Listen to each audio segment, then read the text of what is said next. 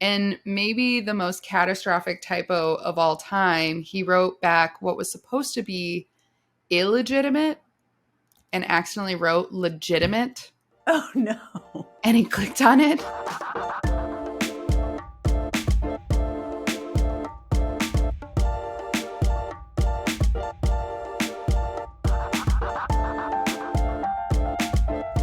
Welcome to Needle Stack, the podcast for professional online research. I'm Shannon Reagan, Needle Stack producer, and your host for today. And I'm Aubrey Byron, fellow Needle Stack producer, and it's my turn to attempt at armchair expertise today. So this is our second iteration of the Needle Stack Book Club. Cheers. We will be back to our regular programming in January with our regular hosts, Matt Ashburn and Jeff Phillips. We miss you, Matt and Jeff. But in the meantime, we wanted to provide our audience with some book recommendations just in time for the holidays. So Aubrey's going to take it away today. Yeah, so I read This Is How They Tell Me the World Ends by Nicole Perloth. This book, as the subhead suggests, is all about the cyber weapons arms race.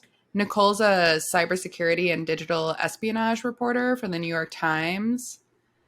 Overall, this was a fascinating read. It's going to be a little less directly applicable to our OSINT crowd than the Bellingcat book was. That if you missed it last week, check out Shannon talking about that one. But it's definitely a great one to pick up, especially for our threat intelligence listeners. But also as just a citizen of the United States and or the world, it's something worth reading. Okay. I'm in. So Nicole Perloth, Times reporter, love a good journalist book. How did her background in journalism make for the read? Yeah, I think the big advantage of reading a book by a journalist on a subject like this is that it can get pretty dry. And she's a great writer and has been on this beat for well over a decade. So she knows her stuff, but it's also very well written. It's also written for a lay audience. So there's not a ton of jargon. You can safely recommend this book to people outside of cybersecurity. She even mentions kind of being worried about getting flack for that, for oversimplifying, but in a later portion she talks about why she wrote it in lay speak and why she thinks it's important for people to know that this exists. And from a journalistic standpoint, the range of her sources are incredible. She talks to a lot of major players in the invention of this zero-day market and decorated former CIA directors, just the whole gamut of everybody involved. It sounds like a good read. This has been recommended to us by a very important person. So what is the zero-day market and what is the role that it is playing in how the world will end? Yeah, so the zero-day market is really kind of what the entire book is structured around. She hops around in time, but the short history of this underground, formerly secret industry is the main thread throughout. So for background, a zero day is, if you don't know, a software vulnerability that is unknown to the developers or vendors. And this market is based around hackers discovering these holes and vulnerabilities and then selling them to the highest bidder. Yikes. What a yikes moment. Every software developer's nightmare. And the CIA and NSA were really involved in creating this market because they wanted to be able to run offense on cyber weapons. And it was kind of their offensive strategy. But the book reveals that many of the same strategies are now being utilized against us by adversaries at this point. I love moments like this. It's like the call is coming from inside the house. Like the thing you created, that's the problem now. Yeah. And the invention of the market actually kind of enables governments that probably wouldn't have had the resources to, basically have their own hackers discover these vulnerabilities now that they can just buy them off the shelf as is. Yeah. And she says that like virtually every nation state has their own stockpile of these 0 days now. Yeah. So yeah, leading us into the new arms race. So obviously we have them, and I guess everybody else has them. Like, how does that play out in adversarial instances or conflicts with these 0 days? Yeah, so probably the most famous, almost certainly, and there's an entire chapter on it, is Stuxnet, or Operation Olympic Games, which was a U.S. Worm that we developed with Israel to stop Iran's nuclear capacity from forming. And it exploited 4 0-day flaws in Microsoft, and they infected the gas centrifuges. And it's pretty fascinating how it works. They just ever so slightly change the frequency, but not enough for the Iranians to notice, but it still ruined a fifth of their nuclear capacity at the time. Yeah. So it was really successful, and it was all installed by USB drive. Well, Wait, cheers to USB. yeah. Well, years later, basically the exact same thing was done to us by Russians scattering USBs in the parking lot of an army base in the Middle East, and someone picked it up and plugged it in. Of And course. Why wouldn't you? They're I free know it does. candy. If you've ever like rolled your eyes at you know, some sort of security training before, and you're like, who would do that? And you're like, oh, well, a lot of Well, people, somebody it turns did. out.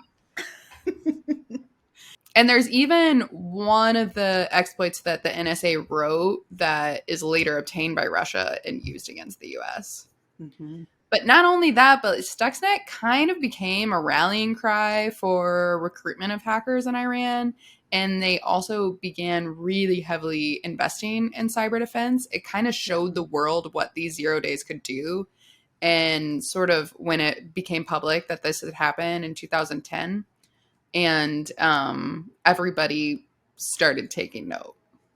So this is such like an origin story now of like, what cyber weapons can do as Stuxnet. Like I think, the cybersecurity community is obviously really familiar with it. It even obviously made national headlines because of the geopolitical conflict around it. But I think like the importance of what it sounds like this book and other, getting these stories out there is that if you're not really paying attention, you don't really understand the lengths to which these cyber weapons go and the impact that they can have on the real world, because everything is so connected digitally now. So we're going to be fine. We're going to be fine. So I know in the beginning you mentioned that this focused, would be more of interest to cybersecurity audiences and threat intelligence crowd. But as a lot of our audience might be, more in the OSINT and online research sphere, are there examples where, open source has led to the discovery of these weapons, the defense against them, who works on them, any of that type of thing? She goes a lot into the NSA and Snowden leaks, since that's a big part of who is stockpiling these exploits. But there's a whole section actually about how both the NSA and CIA started using personal online data to find the roles of and recruit well-placed people within the tech companies they wanted to infiltrate. And so they just use social media to both vet and to rule out potential recruits due to their habits, such as addiction, gambling, or even just personal risk factors like having an affair, because they'd be more vulnerable to either being exploited or becoming a double agent. And there's a bit about this whole Snowden leak, actually, where she's interviewing a former NSA analyst, and he kind of chuckles and is like, yeah, Snowden didn't even have that high of a clearance rating. He actually didn't know the full capabilities of the NSA because he was lower level. What a Mean Girls response from an NSA analyst. And he wore a ponytail twice a week. Oh my God. He didn't sit with us. So speaking of Mean Girls, social media plays a huge role. You talked about the NSA's use of it in terms of recruitment. Are there other instances where, in operations that social media or other, online sites, forums, dating sites, whatever would be used in this type of work? Yeah, because of when we're talking about, which is a little bit like early days of social media, there's a whole section about when Facebook came online and how it was just like a Christmas gift to the CIA. Their official program is called SNACS, Social Network Analysis Collaboration Knowledge Services. And I'm going to assume that that was named before the popularized slang term, but who Tasty knows? snack of an operation. But, suddenly there's Russian oligarchs uploading where they're vacationing. Mm, There's, jihad fundamentalists like posting their manifestos online, things that would take a lot of traditional sources, time and investment to find are just being willfully posted online. yeah. Yeah, I think that's, the Bellingcat book, I think, gets into this bias as well, that it's like because it's open source, there's some sort of, I would say, distrust, but it's also just distaste. Like, oh, I didn't have some like cool spy story to go along with like getting this information. Like somebody just Googled it or got on their Facebook page. Like, ugh, that it's not, it doesn't have the cool factor, but it kind of does. Like, I think especially because it's been so ignored in favor of these other like old school or traditional intelligence collection methods. Yeah. And, taking your resources and spending years uncovering something that they're just going to give you. Yeah. Why Thanks, not? guys. Yeah. Right. Thanks, oligarchs. But yeah, the it gets into some pretty dark stuff as well. There's analysts that get caught using some of those techniques to spy on their exes. Hmm. It even jokingly is named Lovent, after like Uh huh. Sigint and yeah, which obviously it's happening frequently enough to earn a name. To get a nickname. Yeah, that's dark. That is dark. Yeah. But that kind of example underscores sort of one of the issues that a lot of people take with the 0-day market is you can't control how this is going to be used. It follows a lot of analysts throughout the book, and some end up going to start their own firms just because you can make more money as a contractor, they realized. Hmm. Some work for foreign governments eventually, and others become advocates who oppose 0 days. There's a chapter about an analyst who goes to work for the United Arab Emirates, and he immediately becomes concerned with how the work is being used. And this is the same time that the NSO rolled out Pegasus, which can be used remotely. And Nicole Perloth sits down for several interviews with an Emiratis activist who was released from jail because of international pressure. But he's released from jail and then immediately starts getting like hacked, followed, his passport is taken, money taken. Not only he's being hacked, but his wife's phone. And in a particularly chilling note, even his baby monitor is bugged, which Oh, just, God. yeah, Yeah. sends chills down your spine. Hmm. So, yeah, they're just like over time, these exploits as they become used by other nations and in ways that even the way the CIA is using them makes some of their own analysts uncomfortable. It grows a lot of distrust Yeah. for the market. So with that distrust and perception of 0 days, like where does the market go now? Is it still as popular as it once was? Is it finding new customers? Yeah. So it's definitely still being used, especially worldwide. It became public, and so there was a lot of pressure to respond from the federal government. And so they kind of they're sort of forced to develop, or they announced that they're developing a new policy that a lot of them are supposedly being turned over to be patched. But they're only going to keep, the most important for national security We're only going exploit to keep the ones stockpiled, we but really, there's yeah, no, yeah, there's no we real really, really like. transparency about who's making those decisions. But supposedly there's a checklist Hmm. to only keep the most crucial, and the rest are supposed to be given to the vendors to alert them. Yeah. Project Zero is started to try to mitigate some of these exploits, and that's because many of them, even Stuxnet back in the day, but especially modern ones, they actually rely on a string of vulnerabilities and holes. And Mm-hmm. so if you can take down one, it actually has a domino effect, and then the attack won't work. With all the nations involved in the trade right now, how is the U.S. assessing the risk of these sorts of cyber weapons? Is there any barometer of what this is, and maybe compared to physical risk? The takeaway of the book is kind of that she understands why we need offensive measures, but if we're going to play with fire, we need to be a lot better about our defense. Mm-hmm. There's a whole section near the end that just focuses on the vulnerabilities of our power grid and how dire it is.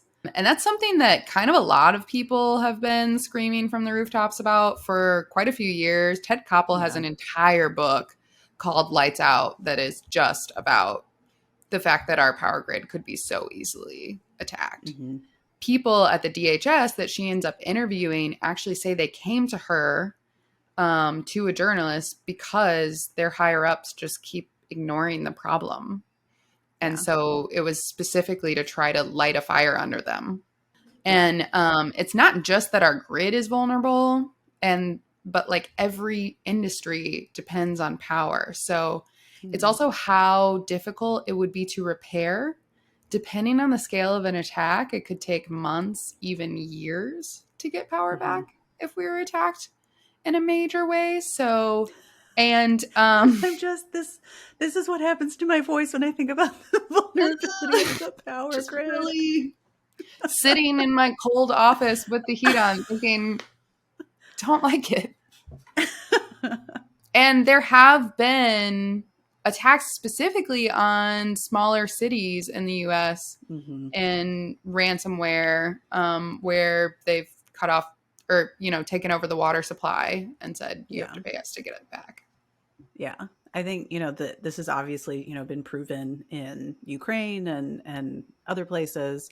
And there's been, the hint of it like happening here and the testing of it. I think that's what's so creepy. It's that it's just adversaries are toying with, can we do this? Yes, we can. We'll save it until we really, need to use it, which, is kind of the nature of 0 days too. So There's actually a section where she talks about the Russians got inside one of our nuclear power plants and they didn't do anything. They were just yeah, just there. checking, just looking And we around. knew they were there. And there's something just very eerie about that. Yeah. Like Yeah, for sure. almost not doing it is just creepy. Yeah. The how of how they do this is, very interesting. Does she get into, the tools and tactics of this trade? Yeah, a lot of it's software specific and so a little more technical. Not really particularly applicable for online research. But at one point, she does talk about the DNC WikiLeaks hack. And Mm-hmm. one of the first things that analysts did was inspect the metadata to discover that the emails had been routed through Russia. So Yeah. pretty quickly, they could pinpoint who was behind it. And we have an entire blog right now on image metadata, and just even the most simple tools can actually be pretty powerful. Yeah. Follow the metadata. Also, for our sock crowd, I knew that the hack came from a phishing link. What I didn't know is that it actually had been flagged by the user, and only to have it sent through their network security, and maybe the most catastrophic typo of all time, he wrote back what was supposed to be illegitimate and accidentally wrote legitimate, Oh no. and he clicked on it. So, maybe be very clear with Oh your my God. users. It's just completely avoidable. Well, we've covered a lot here, including the importance of proofreading. Are there any thoughts you have on the book that you want to use to wrap up? Yeah, she just has some really great anecdotes about being a woman walking into these very technical, male dominated spaces that are kind of Mm-hmm. fun to read. There's a lot of characters within this that she interviews. She has descriptions of one of her sources and his cowboy boots. there's a point where this hacking conference at this point knows that she's writing a book, and they keep trying to revoke her invitation, and she keeps refusing to let them and just shows up anyway, to which they're very annoyed and make her wear a bright green glow stick, basically to symbolize that no one should talk to her. Don't touch her. She's radioactive. Yes, exactly. But she does end up talking to a hacker there, and she always asks, like, do you sell to adversarial nations or other brokers? And he says no, but it's not out of morality, but because he doesn't want to be killed. Oh, okay. Yeah, and he goes on to compare being a hacker, at least of his caliber right now, to being a nuclear physicist in the 1930s, which I thought just really struck me kind of for where we're at. That, you know, basically the next great weapons will be cyber. That is the forefront of destruction. So that's something unsettling to leave you with to think about. Yeah, no, let's end on a light note. The forefront of destruction. Oh, good. All right. Well, thanks, I guess, for telling me. I'm not sure this is a cozy read unless your anxiety keeps you warm, but it's worth reading. Yeah, it might raise your blood pressure. Well, thank you, Aubrey, for telling me about This Is How They Tell Me the World Ends by Nicole Perloth. Sounds like a great read. To our listeners, if you liked what you heard today, you can find more info about the episode, including transcripts, video recordings, and podcast streams on our website at authenticate.com/needlestack. That's authentic with the number 8.com/needlestack. You can find us and follow us on Twitter at needlestackpod. And we will be back in January with your regularly scheduled programming and regular hosts, Matt and Jeff. We look forward to seeing you then. Happy holidays and goodbye.